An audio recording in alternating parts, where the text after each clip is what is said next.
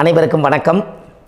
பாரம்பரிய திருவள்ளுவர் குலவம்சம் பிரசன்ன ஜோதிடர் சுப மாரிமுத்து திருப்பூரிலிருந்து இந்த பதிவு உங்களுக்காக. ஐயா வணக்கங்க ஐயா. வணக்கம் ஐயா. ஐயா இப்போது மக்கள் சார்பாக ஒரு கேள்வி இன்றைக்கி நான் கேட்கலான் இருக்கேன். கேளுங்க ஐயா. ஐயா அதாவது இந்த ஜாதகத்தில் முடக்கு இருக்கு, ஜாதகத்தையும் முடக்கிருச்சு, கண்டிப்பாக அதனால் வாழ்க்கையில் நிறைய பிரச்சனைகள் அப்படின்னு சொல்லி நிறைய பேர் கேட்குறாங்க. கண்டிப்பாங்க ஐயா. இந்த முடக்குங்கிறது என்னங்க ஐயா? அதற்கும் கர்மாவுக்கு ஏதாவது சம்மந்தம் இருக்காங்க ஐயா? ரொம்ப பற்றி சொன்னீங்கன்னா ரொம்ப உதவியாக இருக்குங்க. நல்ல கேள்விங்க ஐயா. இந்த கர்மாவே முதல்ல எங்கேருந்து வருது அப்படிங்கிறது தான் இப்போ நம்ம சொல்ல போகிறோம். இதுவரைக்கும் எத்தனையோ கருத்துக்களெல்லாம் நீங்கள் இந்த உலகத்தில் கேட்டிருப்பீங்க. ஆனால் இந்த பதிவில் நீங்கள் பொறுமையோடு இந்த கருத்தை ஒரு இனிமையோடு நிதானமாக கேட்டிங்கன்னா உங்களுடைய ஊழ்வினை கர்மா எங்கிருந்து உருவாச்சு, இதனுடைய இந்த கர்மானால் நாம் என்ன கஷ்டப்படுறோம், நாம் இந்த பூமியில் பிறக்கிறதுக்கு என்ன வரம் வாங்கி வந்தோம், நம்ம பாவ புண்ணியமெல்லாம் ஜாதக கட்டத்தில் போய் எப்படி எடுக்கிறது, நம்மளுடைய தோஷம்னு சொல்கிறோமே அந்த தோஷம் எப்படி கிரியேட் ஆகுது, நம்ம இந்த பூமியில் பிறக்கும்போது கொண்டு வந்த கர்மாவா, இல்லை கடவுளே நம்மளுக்கு ஒரு தண்டனையாக கொடுத்த கர்மாவா, இல்லை நம்ம இந்த பூமிக்கு வந்ததுக்கு அப்புறம் செய்த கர்மாவா, இது எல்லாத்தையுமே நம்ம பொறுமையாக கேட்கணும்னா கண்டிப்பாக இந்த பதிவை நீங்கள் பொறுமையோடு கேளுங்க. உங்களுக்கு இதில் ஒரு பெரிய ஒரு ரகசியம் ஒன்று அடங்கியிருக்குது. அந்த ரகசியத்தை தான் இன்றைக்கி இந்த உலகத்துக்கு அரங்கேற்றம் பண்ணுறேன். இந்த முடக்கு நம்ம ஐயா கேட்டதில் ஒரு அற்புதமான ஒரு விஷயம் என்ன அப்படின்னு கேட்டிங்கன்னா, முடக்குங்கிறது அந்த காலத்தில் பெரிய திறமையை கட்டி போட்டு வச்சுட்டா நம்மனால் அது இயங்க முடியுமாங்க? முடியாது இல்லைங்களா ஐயா? முடியாது. அப்போது அதே மாதிரி ஜாதக கட்டத்தில் நமக்கு வேண்டிய யோகத்தை கடவுளே நம்மளுக்கு நாம் செய்த பாவத்தினால அது முடக்கி வச்சிருச்சுன்னா அந்த பாவகத்தை அந்த ஜாதகர் அனுபவிக்க முடியுமா? அனுபவிக்க முடியாது. அப்போது அந்த அனுபவிக்க முடியாமல் வெளி உலகத்தில் போய் நம்ம தேடி போன பிறவியில் செய்த பாவத்தை இந்த பிறவியில் நீங்கள் தேடி கண்டுபிடிச்சி வாழ்க்கையில் நீங்கள் எப்போ மேலுக்கு வர்றது? அப்போது அந்த கர்மா 12 ராசி கட்டத்துக்குள்ள 27 நட்சத்திரத்தில் 9 கிரகங்களுக்குள்ள ஒரு பெரிய ஒரு ஆத்துமாத்துமான கர்மா, உங்கள் பூர்வ ஜென்ம கர்மா இதுக்குள்ளே எங்கேயோ ஒரு இடத்துல முடங்கியிருக்குது. இந்த முடக்க மட்டும் உங்கள் ஜாதகத்தில் நீங்கள் கண்டுபிடிச்சிட்டிங்கன்னா ஹைலைட்டாக வாழ்கிறதுக்கு, இந்த உலகத்தில் சுதந்திரமான வாழ்க்கை வாழ்கிறதுக்கு ஒரு மிகப்பெரிய பொக்கிஷம் உங்கள் ஜாதகத்துக்குள்ளேயே இருக்குது. அப்போது அந்த ஜாதகத்துக்குள்ளே நாம் போன பிறவியில் நம்ம கர்மா நாம் என்ன செய்திருப்போன்னு உங்களுக்குள்ளே பெரிய குழப்பம் இருக்கும். என்னங்க ஐயா, நீங்கள் என்ன கர்மா பண்ணிட்டு வந்தீங்க, நாம் போன பிறவியில் நம்ம யாரை ஒரு வதச்சோம், யாரை நம்ம மனசை புண்படுத்தினோம், நம்ம தாத்தாவுக்கு சோறு போட்டோமா, நம்ம பாட்டனுக்கு சோறு போட்டோமா, நம்ம முப்பாட்டனுக்கு சோறு போட்டோமா, நம்ம கொள்ளுப்பாட்டனுக்கு சோறு போட்டோமா, அப்போ நம்ம அப்பாவுக்கு நம்மளை பெற்றவருக்கு நம்ம சாப்பாடு கொடுத்தோமா, இவங்களுக்கெல்லாம் நம்ம சேவை பணிமடைகள் செஞ்சோமா, நம்மளுடைய உறவுகளுக்கெல்லாம் அரவணைச்சு போனோமா, நம்மளுடைய இந்த மாதிரி நாம் இரத்த சம்பந்த உறவுகளை இருந்து தான் இந்த உலகத்துக்கு நம்ம வெளியில் வந்திருப்போம். அப்போது வெளியில் நீங்கள் நிற்கிறீங்க, அப்படியே மேலே போய் பார்த்தீங்கன்னா ஒரு 7 தலைமுறையில் ஒவ்வொருத்தரும் செய்த கர்மாவெல்லாம் நம்ம பிளட்டு ரிலேட்டிவாக இப்போ நீங்கள் கரண்ட்டில் இருக்கிறவங்க கிட்ட தான் டெபாசிட் பண்ணியிருக்கோம். அப்போ இது தெரியாமல் நாம் ஜாதகத்துக்குள்ளே போய் தசாபுத்தி நல்லா தனுங்க இருக்குது, நான் ரொம்ப கஷ்டப்படுறேன், என் ஜாதகத்தில் போய் பார்த்தேன் எல்லா கிரகங்களும் நல்ல வலிமையாக இருக்குன்னு தான் சொன்னாங்க, ஆனால் இன்னும் என்னுடைய கடன் அடையலை, இன்னும் என்னோடய கர்ம தீர்ந்த மாதிரியே தெரியல, எனக்குள்ளே ஒரு தாட்டு என்னமோ நான் ஒரு பின்தங்கின வாழ்க்கையிலே வாழ்ந்துட்டுருக்கேன் அப்படின்னு நீங்கள் சொல்லும்போது, அப்போ இதையெல்லாம் தாண்டி ஒரு கர்மா உங்களுடைய ராசி கட்டத்துக்குள்ளே எங்கேயோ ஒரு பக்கத்தில் ரகசியமாக புதைஞ்சிருக்கு. அப்போது அந்த ரகசியமாக புதைஞ்சிக்கக்கூடிய அந்த முடக்கு தான் இன்றைக்கி இந்த உலகத்துக்குள்ளே நீங்கள் தெரிஞ்சுக்கக்கூடிய விஷயம். அப்போ அந்த முடக்குங்கிறது ஒன்று உண்மை. இந்த உலகத்துக்கு நம்மளை எல்லாத்துலேயும் நல்லா யோசிச்சு பாருங்கள். 12 ராசி கட்டம் இருக்குதுங்களா ஐயா? ஆமாங்க ஐயா. ஆனால் கிரகம் எத்தனை இருக்குதுங்க? 9 தான் இருக்குங்க ஐயா. ஆமாம், 12 ராசிக்கு 12 கட்டத்துக்கு 12 கிரகம் கொடுத்துருக்கலாமல்ல கடவுள். அப்போ ஏன் 3 கட்டத்தை மட்டும் எம்டி பண்ணி மீதி 9 கிரகத்தை வச்சுக்கிறாருன்னா, அப்போ நாம் செய்த 3 தலைமுறை கர்மாவுக்கு அது எந்த கட்டம் பிளாக் ஆகுதோ அந்த கட்டத்துக்குள்ளே ஏதோ ஒரு ரகசியம் இருக்கிறனால தானே எங்கேயோ ஒரு பக்கத்தில் நீங்கள் கண்டிப்பாக கர்மாவில் மாட்டுவீங்கிறது கடவுளே படைச்சு தானே இதை உருவாக்கியிருக்காரு. 12 ராசிக்கு 12 கட்டம் கொடுத்துருந்தா எங்கே நீங்கள் சுற்றி வந்தாலும் ஏதோ ஒரு வீட்டுக்குள்ளே போய் உட்காந்துக்கலாம். ஆனால் ஒரு வீடு சுத்தமாக இருக்குது, ஒரு வீட்டில் 4 கிரகம் இருக்குது, ஒரு வீட்டில் 3 கிரகம் இருக்குது, ஒரு வீட்டில் 5 கிரகம் இருக்குது, ஒரு 3 வீடு 4 வீடு காலியாக இருக்குது. அப்போ எங்கேயோ ஒரு ராசி கட்டத்துக்குள்ளேயே கடவுளுடைய கர்மா விளையாட்டு, அது ரகசிய விளையாட்டு தான். அப்போது இந்த இடத்துல தான் உங்கள் ஜாதகத்தில் முடக்கு இருக்குது. இந்த முடக்கை நீங்கள் எப்படியெல்லாம் அதை ஆராய்ச்சி பண்ணி கண்டுபிடிக்க முடியும் அப்படிங்கிற ஒரு விஷயத்தை தான் இன்றைக்கி நம்ம இந்த உலகத்துக்குள்ளே இதை நுழைக்க போகிறேன்.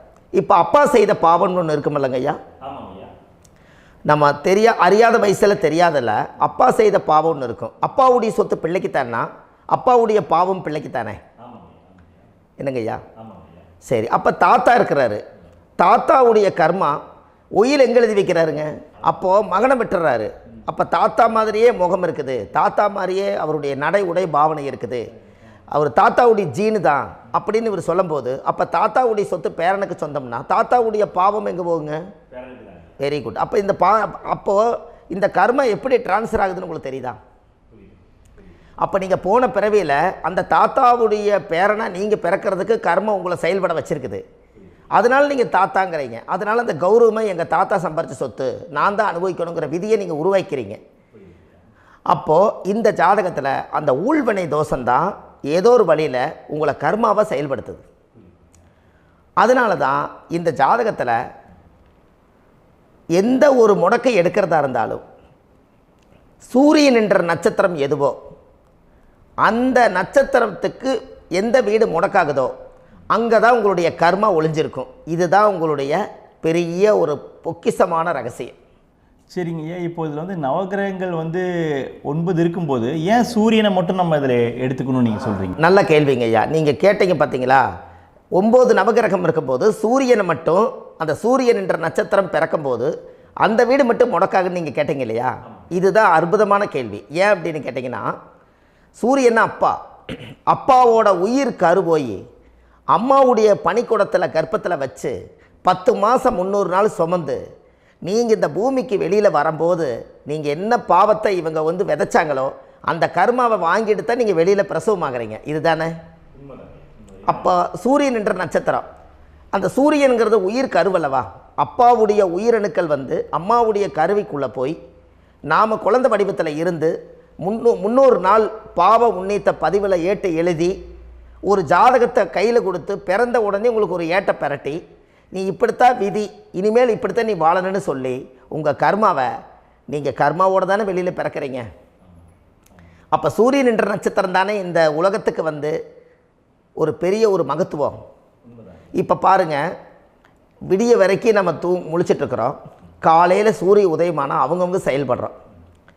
மீதி எல்லா கிரகங்களுக்குமே வெளிச்சத்தை கொடுக்கக்கூடிய சக்தி சூரியனுடைய பிம்ப ஒளிக்குத்தானே உண்டு, என்னங்க ஐயா? அதனால தான் மேசத்து உச்ச வீடுன்னு சொல்லி மேசத்தை உச்சம்னு சொல்லி சூரிய உச்சத்தை அங்கே தான் வச்சாங்க. அப்போது அந்த காலச்சக்கரத்துக்கு 5ஆம் இடம் பூர்வ புண்ணியஸ்தானத்தில் போய் சிம்மத்தில் கொண்டு போய் சூரியனை ஆட்சி வீடுன்னு வச்சாங்க. அப்போது சூரியனில் இருந்து தான் அந்த மையப்புள்ளி உருவாகுது.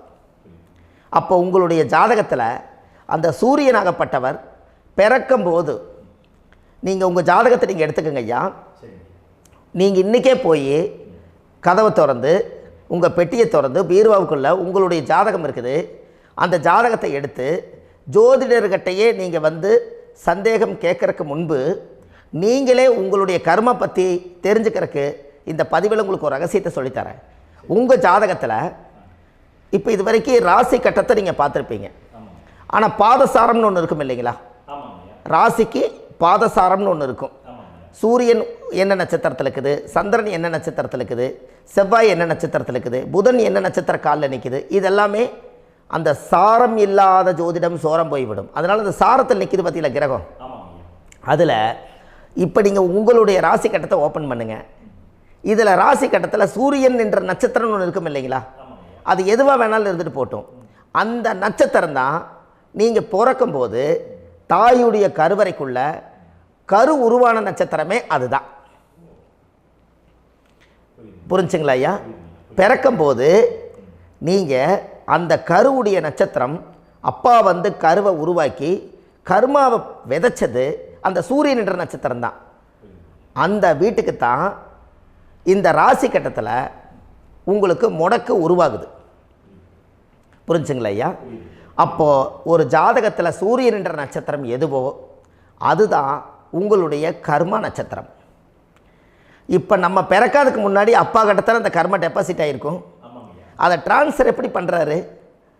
அவருக்கு ஒரு கல்யாணம் வச்சு அவர் குடும்ப வாழ்க்கையில் வாழ்ந்து நம்மளோட உயிர் கருவை கொண்டு போய் ஊராம் பொண்ணை கல்யாணம் பண்ணி பொண்டாட்டின்னு எடுத்துக்கொண்டு அந்த பொண்டாட்டிங்கிற உரிமையாகி இவருடைய உயிர் கரு உருவாகி வாரிசுகள் வெளியில் வருது. அதானங்க ஐயா? அப்போது அந்த சூரியன் என்ற நட்சத்திரம் தான் இந்த உலகத்தில் ஒரு பிரம்மாண்டமான நட்சத்திரம். இந்த நட்சத்திரம் உங்கள் மனசுக்குள்ளே ஏதாவது இருந்துச்சுன்னா உங்கள் வீட்டில் ஏதாவது ஒரு நல்ல விஷயங்கள் நீங்கள் பண்ணுறதா இருந்தால் அந்த கர்மா நட்சத்திரம் சூரியனுடைய நட்சத்திரம் இருக்குது பார்த்தீங்களா, அந்த நட்சத்திரத்தில் எந்த ஒரு சேவைகளும் செய்யக்கூடாது. அதுதான் கர்மா. அதை போய் நீங்கள் ஆக்டிவேட் பண்ணி விட்டீங்கன்னா அது முன்னோர்களை வந்து நீங்கள் வந்து தொந்தரவு பண்ண மாதிரி. அந்த கர்ம நட்சத்திரம் தான் உங்கள் வாழ்க்கையில் அது புதஞ்சிருக்கிறதா. இப்போ குழந்தை பிறந்தாலோ சீர் சீமந்தங்கள் நீங்கள் செய்கிறதாலோ கல்யாணம் முக்கிறதுனாலோ உங்கள் ஜென்ம நட்சத்திரத்தன்னைக்கு கல்யாணம் பண்ண வேண்டாம்னு சொல்லிக்கிறாங்கல்லங்க. உங்களுக்கு ஜென்ம நட்சத்திரத்துக்கு முன்னாடி உங்களை உருவாக்குன நட்சத்திரம் தான் ஜென்ம நட்சத்திரம். அப்போ சூரியன் என்ற நட்சத்திரம் அப்பாவுடைய ஜென்ம நட்சத்திரமாக அந்த ஊழ்வினை கர்மம் செயல்படுது. அப்போ அந்த முடக்கு யார் வழியில் வந்தது? முன்னோர்கள் வழியில் வந்தது. முன்னோர்கள் கட்டி வச்சது யாரைய? குலதெய்வத்தை. அப்போ அந்த குலதெய்வத்தை போய் சாமிக்கு போய் வீடு வாசல்லாம் வலித்து குலதெய்வத்தை போய் தேங்காய் பழம் பூ மாலை கல்கண்டு வாங்கி அர்ச்சனை பண்ணி ஒரு அன்னதானம் ஒன்று பண்ணிவிட்டு சாமிக்கு பொங்கல் வச்சு நைவேத்தியம் பண்ணிவிட்டு உங்கள் ஜாதகத்தை வச்சு பூஜை பண்ணிவிட்டு வாங்க. அதுக்கப்புறம் தான் உங்கள் கர்மாவை கண்டுபிடிக்கிறதுக்கு வழியே பிறக்கும். குலதெய்வத்தை வணங்காமல் கோவிந்தா கோவிந்தா என்று பல தெய்வத்தை வணங்கினாலும் பலனொன்றும் இல்லைன்னு அந்த காலத்தில் முன்னோர்கள் சொல்லி வச்சுக்கிறாங்களா இல்லைங்களா? அதனால் கண்டிப்பாக அதை கண்டுபிடிச்சி நீங்கள் அதுக்கு ஒரு நைவேத்தியம் பண்ணால் மட்டும்தான் முதல்ல உங்கள் 5ஆம் பாவம் முன்னோர்கள் அது வேலை செய்யும். குலதெய்வ ஆலயத்துக்கு போயிட்டு வாங்க. போயிட்டு வந்துட்டு இந்த கர்மவினை தோஷத்தை நிவர்த்தி பண்ணுறதுக்குண்டான சரியான பரிகாரத்தை நம்ம எடுப்போம். அப்போது உண்மையாலுமே ஒரு ராசி கட்டத்துக்குள்ளே இந்த மாதிரி ஒரு அந்த கர்ம தோஷம் இருப்பதனால இந்த கர்மா தோஷத்துக்கு அந்த முடக்க தோஷங்கிறத நீங்கள் எடுத்து அதை கண்டுபிடிச்சி அந்த சூரியன் என்ற நட்சத்திரம் எந்த ராசி கட்டத்தில் போய் முடக்காயிருக்குதோ அந்த முடக்கு எந்த பாவகம் வந்து நம்மளுக்கு லாக் ஆகிருக்குதோ அந்த பாவகத்துக்கு உண்டான பரிகாரங்கள் அதுக்குரிய ஸ்தலங்கள் அந்த கோவில்களில் போய் சுவாமிக்கு தேங்காய் பழம் பூமாலை கல்கண்டு வாங்கி அர்ச்சனை பண்ணி நீங்கள் இந்த கோவிலுக்குள்ளே போய் உட்காந்து சாமி கும்பிட்டு வந்தீங்கன்னா உங்களுடைய ஜாதகத்தில் இருக்கக்கூடிய அந்த முடக்கு தோசை நீங்கி வாழ்க்கையில் நீங்கள் எதை சாதிக்க வந்தீங்களோ அந்த சாதனையை நீங்கள் சாதிச்சிட்ருப்பீங்க. புரிஞ்சுங்களா ஐயா? ஏன் அப்படின்னா அந்த முடக்கு நட்சத்திரத்துக்குள்ளே தான் ஒரு தோஷம் இருக்குது. இப்போ அந்த காலத்தில் பாருங்கள் ஐயா, முன்னோர்கள் எல்லாம் நிறைய பேர் கோவில் கட்டி வச்சுட்டு போயிருக்காங்களா இல்லைங்களா? இந்த கோவில் எதுக்காக கட்டி வச்சுக்கிறாங்கன்னா அவங்க கட்டினவங்களுக்கும் அந்த முடக்கு தோஷம் இருந்திருக்குது. ராஜாக்கள் இருந்திருக்குது, மன்னர்கள் காலத்தில் இருந்திருக்குது, ஜமீன்தார் காலத்தில் இருந்திருக்குது. இப்போ அவங்களுடைய அமைப்புகள் எல்லாமே முன்னோர்கள் என்னமோ அறியாமல் தெரியாத தன்னடக்கம் இல்லாத ஒரு கர்மாவை இவங்க செஞ்சிட்டாலும் அதுக்குரிய பரிகார ஸ்தலங்களை கொண்டு போய் அந்த காலத்திலே ஜாதகம் பார்த்து நம்ம வந்து முன்னோர்களுடைய பாவத்தை நாம் செய்த பாவத்தையும் தீர்த்துட்டு நமக்கு கீழே அடுத்த சந்ததிகள் அடுத்த தலைமுறைகள் வந்தாலும் இந்த கோவில்களுக்கு வந்து விளக்கு போட்டு சாமி கும்பிட்டு இந்த மண்ணை மிதிச்சிட்டு போனால் அன்னையோடு அந்த கர்மா தீருங்கிறது அந்த காலத்திலேயே முடக்க தோஷ பரிகாரத்தை கோவில் வழியில் அந்த காலத்தை திசை திருப்பி வச்சுருக்காங்க. அப்போ நீங்கள் கோவிலுக்கு போகாமல் கண்டிப்பாக இந்த பரிகாரத்தை நீங்கள் உடைக்க முடியாது. ஏன் உடைக்க முடியாதுன்னா இப்போ நீங்கள் எத்தனை வருஷம் வாழ்கிறீங்க ஐயா?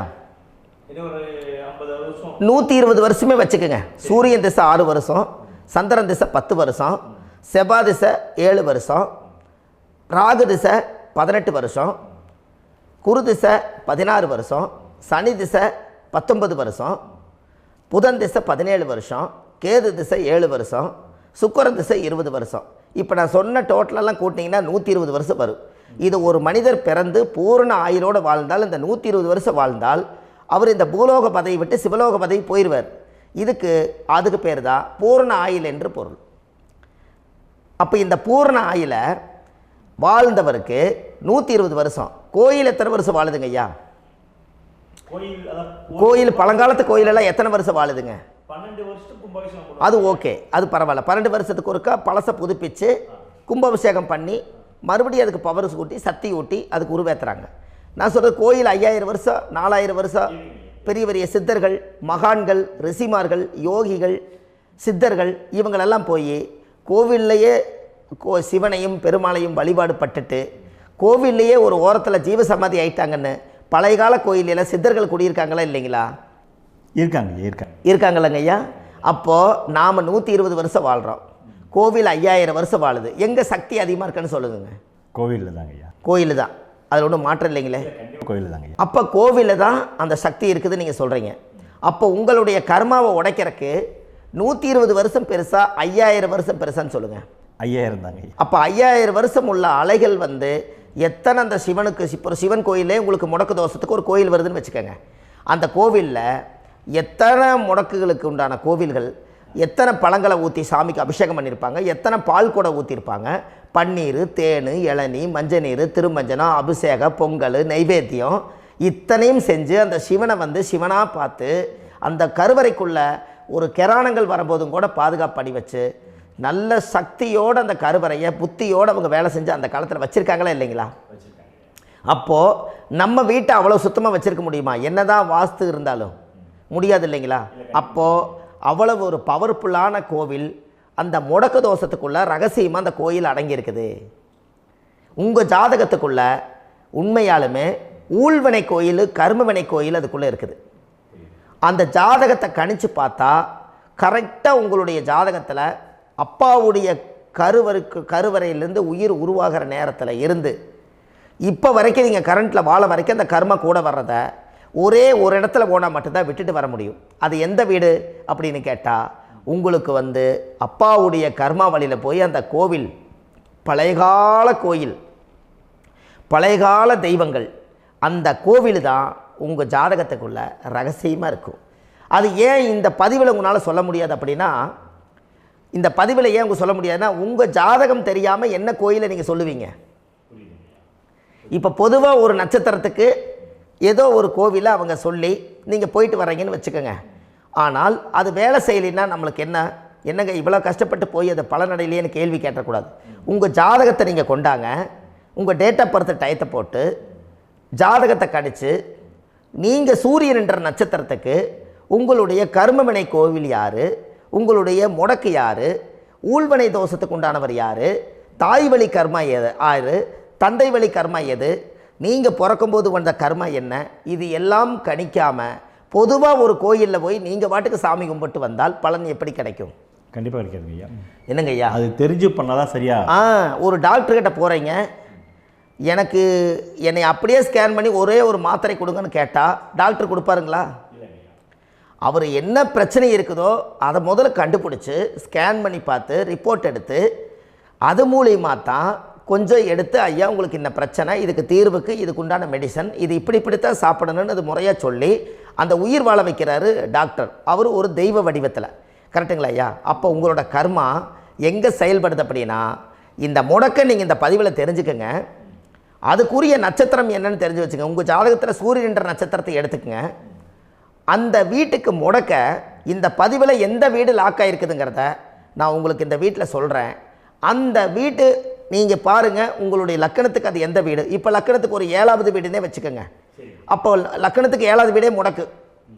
அப்படி ஒரு முடக்கு ஆகிப்போச்சுன்னா ஒரு ஜாதகத்தில் லக்கணம் தான் 1, 7ஆம் இடம்ங்கிறது மனைவி ஸ்தானம். ஒரு ஆணுடைய ஜாதகத்துக்கு 7ஆம் இடம் தான் மனைவி. அவருக்கு நல்ல மனைவி அமையாமல் ஆடம்பரம் இருந்தும் வீடு அரண்மனை மாதிரி இருந்தும் அந்த மனைவியை ஒரு சந்தோஷமாக அவர் அனுபவிக்க முடியாது. புரிஞ்சுங்களா ஐயா? சந்தோஷமாக அனுபவிக்க முடியாது. ஏன் அப்படி? 7ஆம் இடத்துல தான் அவரோட கர்மா உட்கார்ந்துருக்குது. கரெக்டாக சொன்னீங்க. 7ஆம் இடத்துல தான் அந்த கர்மா உட்கார்ந்துருக்குது. அப்போ அந்த 7ஆம் இடத்துல இருக்கக்கூடிய அந்த கர்மா போன பிறவியில் நீ மனைவிக்கு சோறு போடாமல் மனைவியை கட்டி வச்சு அடிக்கிறதும், மனைவியை துன்புறுத்துறதும், அந்த மனைவி இருக்கவே இன்னொரு வாழ்க்கைக்குள்ளே போகிறதும், இங்கே வாழ வேண்டிய தாம்பத்திய சந்தோஷத்தை கொண்டு போய் இன்னொரு இடத்துல கொடுக்கறதும், தெரிஞ்சிருந்தே நம்மளுடைய மனசுக்குள்ளே திருடுத்தனமாக வாழ்கிறதும், இது எல்லா கர்மாவும் போன பிறவியில் நாம் செய்த ஊழ்வினை கர்மா தான் உங்கள் ஜாதகத்தில் 7ஆம் இடம் முடக்கு. அப்போ அந்த 7ஆம் இடம் முடக்கா இருந்துச்சுன்னா கண்டிப்பாக உங்கள் ஜாதகத்தில் நீங்கள் என்ன அனுபவிச்சிட முடியும்? நல்ல நண்பர்கள் கிடைக்க மாட்டாங்க, நல்ல ஒரு பார்ட்னர்ஷிப் அமையாது, நல்ல ஒரு நட்பு வட்டங்களில் எதையும் அனுபவிக்க விடாது, ஒரு அங்கீகாரமான உறவுகளில் போய் நம்ம ஸ்ட்ராங்காக நிற்க முடியாது. 7ஆம் இடம் என்பது தாம்பத்திய வாழ்க்கை, பூர்த்தி இல்லாத வாழ்க்கையாக இருக்கும். இப்படியெல்லாம் அந்த ஜாதகத்தில் ஒரு பொதுவாக ஒரு ஜாதகத்தில் 7ஆம் பாவம் முடக்காயிட்டால் இந்த கர்மாவை அவர் அனுபவிச்சுக்கிட்டே இருப்பார். இது எப்போத்தான் அதுக்கு ஒரு தீர்வு வேணுங்கய்யா? அந்த கோயில் எதுன்னு நீங்கள் கரெக்டாக சொன்னீங்க. இப்போ இது மனிதனால் செயல்படுது. மனிதர்கள் தான் கோயிலை கட்டி வச்சாங்க. தெய்வத்தை விட ஒரு காலத்தில் மனிதர்களுக்கு மகிமை ஜாஸ்தி. ஏன்னா சாதாரண ஒரு மண் பூமியாக இருந்த இடத்த மனிதர்கள் தான் கோயில் கட்டி ஒரு மகிமைப்படுத்தி புண்ணியம் பண்ணி வச்சாங்க. மனிதர்களுக்கு சக்தி அதிகம்தான், ஆனால் பிரபஞ்சத்துக்கு அதை விட சக்தி அதிகம் அல்லவா? ஐயா, நீங்கள் கோவிலுக்கு போய் அந்த கர்மா உடைக்கிறதுக்கு கோவிலில் சக்தி இருக்குது, ரைட்டு. ஆனால் நம்ம வீட்டுக்கும் கோயிலுக்கும் ஒரு மிகப்பெரிய தொடர்பு என்னென்னா, அந்த கோயில் கட்டுறவங்க எல்லாமே பழைய காலத்து கோயிலெல்லாம் பாருங்கள், பஞ்சபூதத்தை வச்சு கட்டியிருப்பாங்க. பஞ்சபூதத்தை வச்சு தான் கட்டுவாங்க கோயில். அது உங்களுக்கு தெரியணும் இல்லைங்களா? பஞ்சபூதம்னா நீர், நெருப்பு, காற்று, பூமி, ஆகாயம். இந்த பஞ்சபூதத்தினுடைய சக்திகள் எல்லாம் ஒரே நேர்கோட்டுக்கு என்னைக்கு வருதோ அன்னைக்கு தான் அந்த கோவிலுடைய பாலக்கால் போட்டு 1000-2000 வருஷம் நிலச்சி நிற்கிறது. காரணம், இந்த பிரபஞ்சத்தில் பஞ்சபூதம் எப்படி நிலச்சி நிற்குதோ அதுபோல் 5000 வருஷம் நிற்கிறதுக்கு அந்த பஞ்சபூத சக்தி வச்சு தான் சாமி சிலையை பிரதிஷ்டை பண்ணி வச்சுருப்பாங்க. அதனால தான் இந்த கோயில்கள் எல்லாம் 5000 வருஷமாயும் எத்தனையோ கிராணங்களை எல்லாம் தப்பிச்சிருக்கிறதுக்கு காரணம். அப்பேற்பட்ட புண்ணிய ஸ்தலம் உங்களுக்கு எதுன்னு தெரியணும் அல்லவா? என்னங்க ஐயா? அப்பேற்பட்ட புண்ணிய ஸ்தலம் உங்களுக்கு எதுன்னு தெரிஞ்சால் தானே நீங்கள் போய் செய்ய முடியும், இல்லாட்டி கண்டிப்பாக தெரியாது. அப்போ இந்த முடக்கு தோஷத்தை கடவுள்கிட்ட கொண்டு போய் ஒப்படைக்கணும். நாம் பிறக்கும் போது கொண்டு வந்த கர்மாவை நாம் இருக்கும் காலத்தில் கொண்டு போய் இந்த கர்மாவை சுத்தப்படுத்தி, நீங்கள் பாவ ஆத்மாவை இந்த பூமியில் பிறந்து பூலோகத்தில் எல்லா புண்ணியத்தையும் செஞ்சுட்டு இந்த பூலோகத்தை விட்டு நீங்கள் போகும்போது புனித ஆத்மாவாக போகணுன்னா உங்கள் கர்மாவை கொண்டுட்டு போகாதீங்க, கர்மாவை நிவர்த்தி செய்யுங்க. என்னங்க ஐயா? அப்போ கர்மாவை சுத்தப்படுத்துங்க. கர்மாவை சுத்தப்படுத்திட்டு உங்களுக்கு பிறக்கிற குழந்தைகளுக்கு அந்த கர்மாவை டிரான்ஸ்ஃபர் பண்ணாமல் உங்களோட நில் பண்ணுங்க. ஒரு உதாரணம் சொல்லட்டுங்களா ஐயா? ஒரு காந்தம் ஒன்று இருக்குது இல்லைங்களா? ஒரு காந்தம்ங்கிறது ஒரு தாத்தாவாக வச்சுக்கோங்க. ஒரு இரும்பை கொண்டு போய் வச்சா ஒட்டு மோட்டாதா? அப்போ ஒட்டுனோடனே காந்தம்ங்கிறது தாத்தா, அவருக்கு பிறந்த வாரிசுக்கு அந்த கர்ம டிரான்ஸ்ஃபர் ஆயிருமா? சரி, இன்னொரு இரும்பை கொண்டு போய் வைங்க, ஒட்டு மோட்டாதா? அப்போ அது பேரனுக்கு வைங்க, பேரனுக்கு வந்துருச்சு அந்த கர்மா. இன்னொரு இரும்பை கொண்டு போய் வைங்க, அந்த காந்தத்துக்கு நேர் இன்னொன்று வைங்க, ஒட்டு மோட்டாதா? அப்போ அதை கொண்டு போய் நம்ம கொள்ளு பேரனுக்கு வைங்க. இப்படியே டிரான்ஸ்ஃபர் ஆகி தலைமுறையாக இந்த கர்மா தொடர்ந்துக்கிட்டே இருக்குது. இந்த இடத்துல கொண்டு போய் காந்தத்துக்கு இரும்பு ஒட்டிகிட்டே இருக்குதுல்ல, இந்த இடத்துல ஒரு மரக்கட்டை செஞ்சு கொண்டு போய் கரெக்டாக வச்சுக்கினே போட்டுமா? அந்த மரக்கட்டையை கொண்டு போய் வைக்கிறவர் யார்? மரக்கட்டை வச்சுட்டு அடுத்த வாரிசு புனிதமாக பிறந்துட்டு அந்த மேலே இருக்கிற கர்மாலாம் இந்த அடுத்த இதுக்கு வராதில்ல.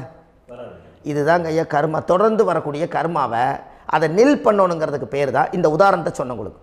அப்போ நாம் இந்த பூலோகத்தில் நம்ம ஒரு தாயுடைய கருவறையில் இருந்து தொப்புள் கொடி அறுக்கும் நேரம் நாம் என்ன கர்மாவை வாங்கி வந்திருந்தாலும் அதையெல்லாம் ஆராய்ச்சி செய்து ஜாதகத்தில் முழுமையாக கண்டுபிடிச்சி ஒரு காலம் இல்லைனாலும் ஒரு காலம் நம்ம நல்லா இருக்கிறதுக்காக, நம்ம வாரிசுகள் எல்லாம் நலமடைஞ்சு வளமடைஞ்சு வர்றதுக்காக இந்த கர்மா தோஷத்தை கரெக்டாக கண்டுபிடிச்சி சரியான கோவிலுக்கு போய் நீங்கள் கர்மாவை நிவர்த்தி பண்ணி அங்கே பூஜை புனஸ்தானங்கள், சகசரநாம பூஜைகள், ஓமங்கள், வழிபாடுகள் இதெல்லாம் நீங்கள் செஞ்சு உங்களுடைய பாவத்தை எல்லாம் கழித்து உங்கள் ஜாதகத்தவே யோகமாக மாற்ற முடியும்.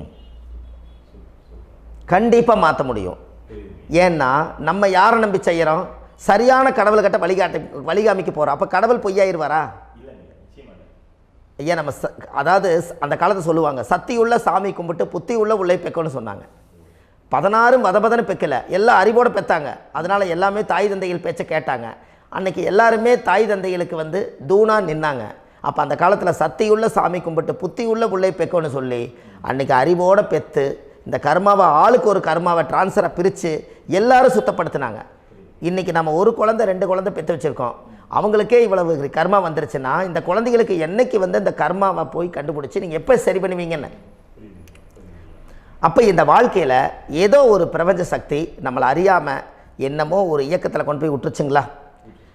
அப்போ இனிமேலாவது இந்த கர்மாவில் இருந்து கண்டிப்பாக நம்ம நிவர்த்தி ஆகணும்னு சொன்னால் இந்த முடக்கு தோஷத்தை யாரெல்லாம் கண்டுபிடிச்சி இந்த ஊழ்வினை கர்மாவில் இருந்து நாம் கருவறையில் சுமக்கும் போது 10 மாதம் நீங்களாம் என்னென்ன நினச்சிருப்பீங்க? அதாவது கருவறைக்குள்ள கருப்பாக ஒரு பிண்டம் இடப்பக்கம் கிடக்கையில் இந்த பூமிக்கு வரும்போது நீங்கள் என்னென்ன நினச்சிருப்பீங்க? இந்த பிறந்ததுக்கு அப்புறம் வந்து தான் அம்மா தெரியுது, அப்பா தெரியுது, தாத்தா தெரியுது, பாட்டி தெரியுது, இந்த உலகத்தில் கண்கொள்ளாத காட்சிகள் எல்லாம் தெரியுது, எல்லாம் தெரியுது. ஆனால் 10 மாதம் உங்கள் வாழ்க்கையில் நீங்கள் இருக்கும்போது நீங்கள் என்னென்னலாம் நினச்சி இந்த பதிவில் இறைவன் கொடுத்தாரோ அதையெல்லாம் அனுபவிக்கத்தான் வந்தீங்க. அதுக்கு இடையில இருக்கிறதான கர்மா. இந்த ஒரு விஷயம் உங்களுக்கு கிடச்சிருச்சுன்னா நீங்கள் எல்லாருமே ராஜயோகமாக பிழைப்பீங்கள்ல. இதில் ஏழை பணக்கார யாரையுமே சொல்ல வரல.